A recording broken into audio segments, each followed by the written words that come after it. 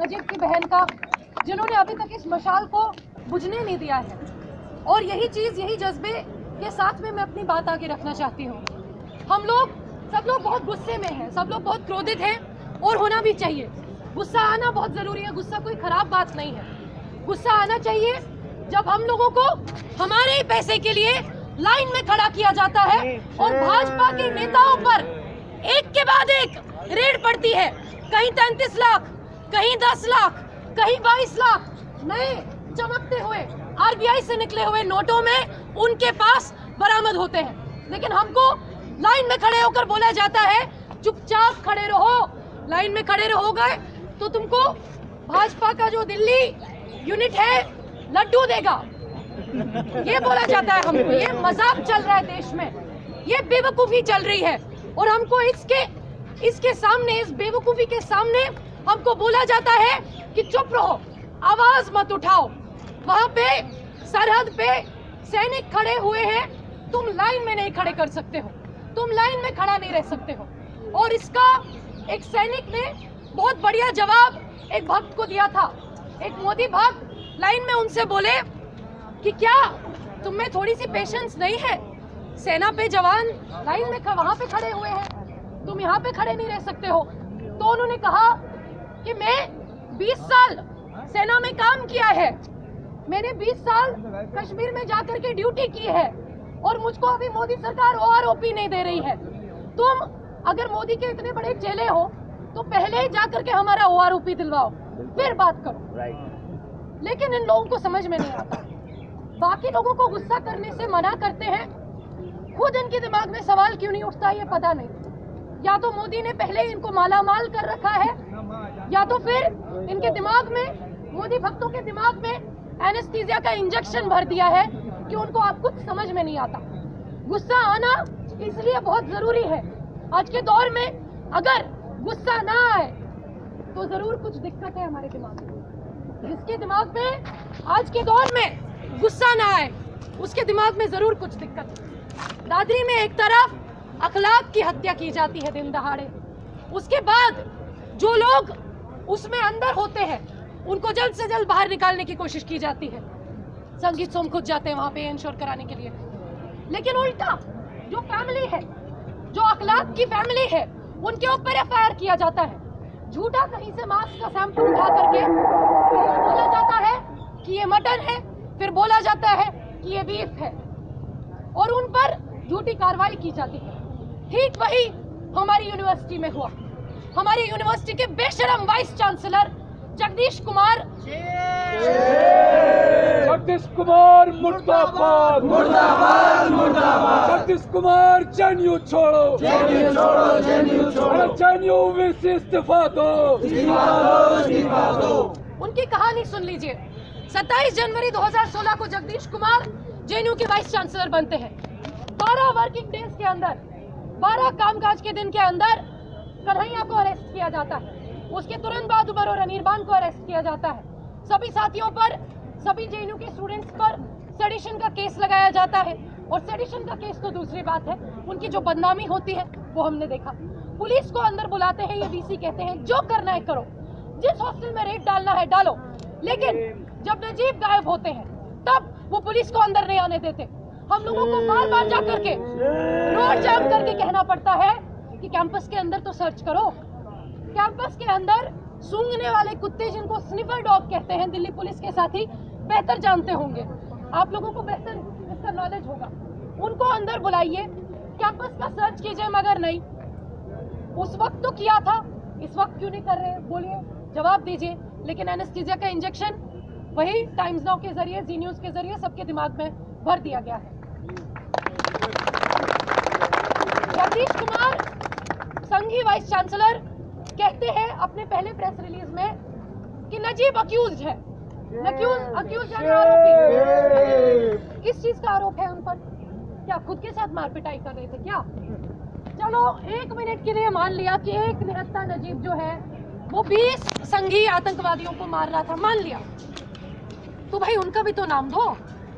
झगड़े में तो 2 पार्टी होती है, लेकिन संघियों की नजर में झगड़े का सिर्फ एक पार्टी होता है। जिस तरह से अखलाक को बता दिया गया कि वो दोषी है, अखलाक की फैमिली पर एफआईआर किया गया। आज उनकी फैमिली सर छुपाती बच रही है, क्योंकि उल्टा उनके ऊपर एफआईआर हो रही है। मारने के ऊपर नहीं, आदमी को मारने पर नहीं, गाय को मारने के झूठे आरोप में उन पर एफआईआर हो रही है। ठीक उसी तरह से हमको बताया जाता है कि नजीब अक्यूज्ड है। भाई अक्यूज्ड किस चीज में? हर बार आपने देखा कि पुलिस का वर्शन और जेएनयू प्रशासन का वर्शन, हर बार एबीवीपी का वर्शन था। एबीवीपी जो आरएसएस का छात्र संगठन, हमेशा दिल्ली पुलिस का वर्शन वही रहा। एक बहुत मजे की बात है, आप लोगों को सुन के शायद थोड़ी शर्म आनी चाहिए, शर्म आएगी तो बता दीजिएगा, बहुत खुशी की बात होगी। हाई कोर्ट में जब सुनवाई होती है तो जज फाइल को देखते हैं, पूछते हैं, पहली लाइन में पुलिस ने लिखा है, पुलिस ने जो रिपोर्ट भरी है, स्टेटस रिपोर्ट, उसमें लिखा है कि नजीब ने एबीवीपी के 3 लड़कों को मारा। चलो मान लिया। उसकी अगली लाइन में लिखा है नजीब सफदरजंग गया इलाज करवाने। तो जज ने एक बहुत मजेदार बात पूछी। जज ने पूछा कि अगर नजीब ने एबीवीपी के लड़कों को पीटा तो उनको इलाज कराने जाना चाहिए था, नजीब इलाज कराने क्यों गया? अरे भगवान पुलिस, शर्म करो, शर्म करो, शर्म करो। फर्जी रिपोर्ट पेश करना बंद करो, बंद करो, बंद करो। भगवान पुलिस, हाय हाय हाय हाय हाय हाय।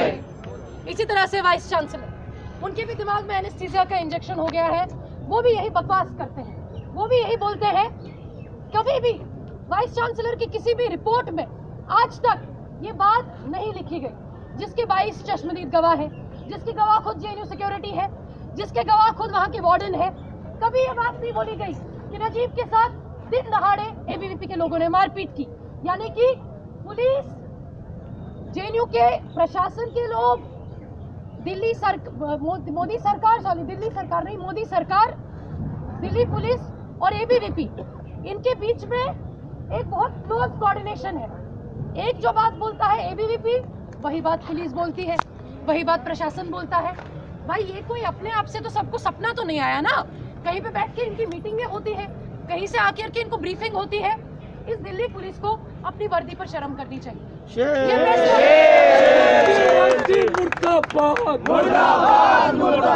ये प्रेस कॉन्फ्रेंस करके कहते हैं, क्या कहते हैं? नजीब पागल था, ये कहते हैं। नजीब पागल है तो क्या हुआ? आप तो पागल नहीं है ना, आप जाकर के ढूंढिए। आपका जो पागलपन है, आपका जो दिमाग की स्थिति है, वो इस बात से पता चलती है कि आपने नजीब को ढूंढने के पोस्टर जो है वो सिर्फ जेएनयू कैंपस में लगाए हैं। जेएनयू कैंपस के बाहर एक पोस्टर दिखा दीजिए, आपको 10 लाख का इनाम दे देंगे। आप 10 लाख का इनाम रिकॉर्ड कर रहे हैं। इन लोगों ने कोई कार्रवाई नहीं की, साथियों ध्यान से जान लीजिए, इन लोगों ने कोई कार्रवाई नहीं की।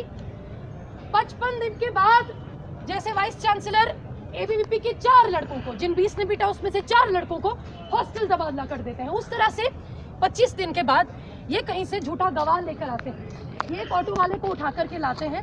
25 दिन तक ऑटो वाले को याद नहीं आया, जब सब न्यूज में चल रहा था, सब जगह चल रहा था नजीब का चेहरा, उस वक्त उसको याद नहीं आया। 25 दिन बाद एक ऑटो वाले को याद आता है कि मैंने नजीब को जामिया जाते हुए देखा। कहानी क्या है, कहना क्या चाहते हैं ये लोग? ये लोग एबीवीपी का बचाव कर रहे हैं। ये लोग हमको इससे आगे कहानी नहीं बताएंगे। ये बोलते हैं कि नजीब जो है जेएनयू से ऑटो पकड़ के जामिया गया, बस इतना इनको पता है। रट के मोदी ने बोला है इतना बको, इतना ही बक रहे हैं। इसके आगे क्या हुआ? कोशिश ये की जा रही है बोलने की कि नजीब अपनी मर्जी से गया, नजीब को अगवा नहीं किया गया, नजीब को किडनैप नहीं किया गया। मैं तो बोलती हूँ जो वार्डन, संघी वार्डन ये झूठ फैला रहे हैं कि हाँ नजीब ऑटो में चला गया, पहले तो उस वार्डन को अरेस्ट किया जाए। उसका क्या इंटरेस्ट है ये झूठ बोलने में? वीसी को अरेस्ट किया जाए। वीसी का क्या इंटरेस्ट है ये बात छुपाने में कि नजीब के साथ मारपिटाई हुई? और दिल्ली पुलिस में जिसको शर्म बाकी हो वो खुद जाकर के रिजाइन कर दे। आज प्रॉक्टर की रिपोर्ट कहती है, प्रॉक्टर में शायद थोड़ी सी शर्म बची है कहीं ना कहीं, प्रॉक्टर की रिपोर्ट कहती है कि नजीब के साथ बहुत बर्बर तरीके से मारपिटाई हुई। क्या एक बार भी पुलिस को उन संगी लुम्पन्स का इंटरोगेशन नहीं करना चाहिए? नहीं किया, किसी का इंटरोगेशन नहीं किया, उल्टा 4-4 बार माँ का इंटरोगेशन किया, 5 बार बहन से सवालात किए। अच्छा अब फिर बताइए फिर क्या हुआ, अच्छा फिर बताइए फिर क्या हुआ, अच्छा फिर बताइए फिर क्या हुआ। अरे जाकर के अपनी पुलिस फोर्स लगाओ और ढूंढो। जिस तरह से मार्च को रोकने के लिए इंडिया गेट में मार्च होता है, उसको रोकने के लिए अलीगढ़ से जो बस आती है उसको मथुरा हाईवे पे रोका जाता है, तब आपको सब मालूम होता है। अभी कुछ मालूम नहीं हुआ। हाई कोर्ट बार बार दिल्ली पुलिस से पूछ रहा है कि आप ये बताइए कि एक लड़का भरी दिल्ली से गायब कैसे हो सकता है। पूरी दिल्ली के अंदर सीसीटीवी लगे हुए हैं। अभी अगर आपका प्रोटेस्ट जो है उस पर एबीवीपी या बजरंग दल वालों को कुछ पसंद ना आए, वो जाकर के केस कर देंगे। और इनके जो दिल्ली पुलिस के रिकॉर्डिंग होते हैं वो रिकॉर्डिंग करते रहते हैं, सीसीटीवी होता है, ये रिकॉर्डिंग करके कहते हैं कि आपने ऐसा कहा, आपने वैसा कहा, लेकिन उस वक्त इनका सीसीटीवी काम नहीं करता। जेएनयू के अंदर आप जानते हैं कि जिस वक्त नजीब के साथ मार पिटाई होती है, उस वक्त जेएनयू सिक्योरिटी के एक सुपरवाइजर केडी शर्मा वहीं पे खड़े होते हैं। उनसे लोग बोलते हैं, उनसे स्टूडेंट्स बोलते हैं कि भाई आप तो जब भी हमारा जुलूस होता है, प्रोटेस्ट होता है, रिकॉर्डिंग करते हो वीसी के कहने पे, आज रिकॉर्डिंग क्यों नहीं कर रहे हो? तब इनके कैमरा बंद हो जाते हैं। जब दंगा हो रहा होता है उस वक्त दंगाइयों का साथ देते हैं, तब इनकी लाठियां बंद हो जाती हैं। जब अखलाक को मारा जाता है उस वक्त इनकी आंखें बंद हो जाती हैं। और अभी तो इनका दिमाग ही पूरा बंद पड़ा हुआ है, क्योंकि मोदी के सत्ता में आने का अहंकार जो है वो इन लोगों पर भी थोड़ा थोड़ा चढ़ा हुआ है, लेकिन धीरे धीरे जरूर उतरेगा। इनको भी धीरे धीरे एक लड्डू मिलेगा। जिस तरह से मनोज तिवारी जी ने कहा है कि सबको लड्डू मिलेगा, उस तरह से इनको भी जब लड्डू मिलेगा, इनको तब समझ में आएगा जब आपके ऊपर बात आएगी, जब आपके घर में इस तरह का हादसा होगा, जब आपके साथ में नाइंसाफी होगी, उस वक्त आप उस तरफ नहीं इस तरफ खड़े होंगे, खाकी वर्दी में नहीं झंडा लेकर खड़े होंगे। और जेएनयू तब भी आपके साथ होगा। बस इसी बात के साथ मैं एक आखिरी बात कहते हुए अपनी बात खत्म करना चाहती हूँ कि जज्बात बहुत जरूरी है, गुस्सा बहुत जरूरी है, लेकिन उससे ज्यादा जरूरी है एक साथ होना। गुस्सा होना सिर्फ पहला कदम है, रोना सिर्फ पहला कदम है, दिल में दर्द होना सिर्फ पहला कदम है। दूसरा कदम है एकजुट होकर सड़कों पे उतरना, एक बड़े कॉज के लिए, इस देश को बचाने के लिए, संविधान को बचाने के लिए। नहीं तो इसी तरह से इनकी गुंडागर्दी चलेगी, इसी तरह से ये लोग बदनाम करते रहेंगे प्रोटेस्ट को।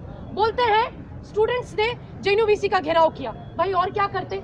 आप इतने बेशरम हैं, आपके संघीय वाइस चांसलर इतने बेशरम और बदतमीज हैं, उनका एक बच्चा गायब हो जाता है, वो रिपोर्ट नहीं लिखवाते हैं, उनके हाथों में दर्द हो जाती है, वो एफआईआर नहीं लिखवाते हैं। उस टाइम पे कहते हैं कि नहीं कोई जरूरत नहीं है एफआईआर लिखवाने की, तो स्टूडेंट्स जाके उनके दरवाजे के बाहर खड़ा हो जाते हैं, पूरी मीडिया को बुलाकर ये हल्ला खड़ा कर देते हैं, अरे मेरा घेराव हो गया। इसी तरह से ये लोग मूवमेंट्स को बदनाम करते हैं। इसलिए हमारे सामने एक चैलेंज ये है कि किस तरह से लोगों को एक साथ लाया जाए, एक चैलेंज ये है इनके प्रोपेगेंडा को किस तरह से काउंटर किया जाए। अगर हमारे आने वाली किसी भी रैली में कोई आपको दिखे जो प्रॉब्लम क्रिएट कर रहा है, मार पिटाई कर रहा है या गाली गलौज कर रहा है, एक अंदेशा है कि वो बेवकूफ़ हो, दूसरा अंदेशा ये है कि वो स्टेट का एजेंट हो। इन सारी बातों को बहुत अच्छे से हम लोगों को ध्यान में रखकर अपने मूवमेंट को पीसफुली और बड़ी संख्या में आगे ले जाना पड़ेगा। ये निहायत ही शर्मनाक बात है कि 30 दिन तक पार्लियामेंट चली, लेकिन पार्लियामेंट में नजीब का सवाल नहीं उठा। किस लिए? क्योंकि नोटबंदी का सवाल है। लेकिन नोटबंदी पर भी आप क्या कर पाए? हमारा इस ओपोजिशन से भी प्रश्न है कि आप रायसीना हिल पर 4-5 बड़े बड़े नेता मार्च करते हैं, उससे नहीं होता भाई। और वो जो बड़े बड़े नेता हैं, जो सुंदर दिखने वाले नेता हैं, वो यहाँ आए सड़कों पर। 10 लाख दिल्ली की जनता जब उनके साथ में चलेगी, तब जाके मोदी की नाक में दम होगा। अकेले नेता के एक चेहरे के मार्च करने से कुछ नहीं होता।